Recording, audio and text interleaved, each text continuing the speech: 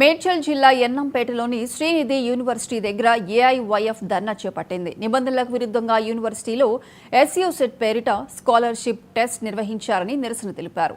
ఈ టెస్ట్ ద్వారా విద్యార్థుల నుంచి సుమారు 20 కోట్ల రూపాయలు దోచుకుని స్కామ్లకు పాల్పడ్డారని ఏఐవైఎఫ్ విమర్శించింది. శ్రీనిధి యూనివర్సిటీపై ప్రభుత్వం చర్యలు తీసుకోవాలని ఏఐవైఎఫ్ రాష్ట్ర కార్యదర్శి డిమాండ్ చేశారు.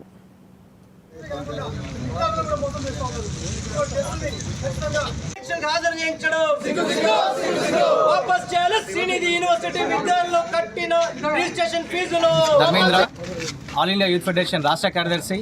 ఈరోజు మేడ్చల్ జిల్లా గట్కేసర మండలం ఎమ్నంపేటలో ఉన్నటువంటి శ్రీనిధి యూనివర్సిటీ ఈరోజు సూసెట్ అనే పేరుతోని Sreenidhi university of common entrance test పేరుతో ఈరోజు వీళ్ళు స్కాలర్షిప్ టెస్ట్ నిర్వహిస్తున్నారు.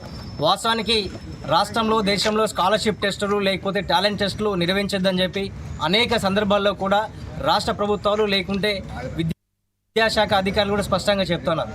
కానీ ఈ నిబంధనలు కూడా పట్టించకుండా ఈరోజు ధనార్జన ధ్యేయంగా వ్యాపారమే పరమావధిగా ఈరోజు అనేక ప్రైవేట్ యూనివర్సిటీలు, ఇంజనీరింగ్ కాలేజీలు ఈరోజు విద్యార్థులను వాళ్ళ తల్లిదండ్రులను తప్పు పట్టే విధంగా వ్యవహరిస్తున్నదాన్ని మేము ఏఐవైఎఫ్గా ఖండిస్తున్నాము. ఎందుకంటే ఈరోజు ఈ పరీక్ష నిర్వహణకు కూడా ప్రతి విద్యార్థి నుంచి కూడా ఈరోజు శ్రీనిధి యాజమాన్యం 1000 రూపాయల రిజిస్ట్రేషన్ ఫీజు వసూలు చేయడం కూడా ఇది నిజంగా పూర్తిగా చట్టవిరుద్ధమైనటువంటి చర్య. కాబట్టి రాష్ట్ర ప్రభుత్వం సాంకేతిక విద్యా మండలి కూడా స్పష్టంగా అనేక ఆదేశాలు ఇచ్చాయి. ఎందుకంటే ఏదైనా పరీక్ష నిర్వహించాలంటే కూడా వాటి నుంచి పూర్తిగా అనుమతులు పొందాలి.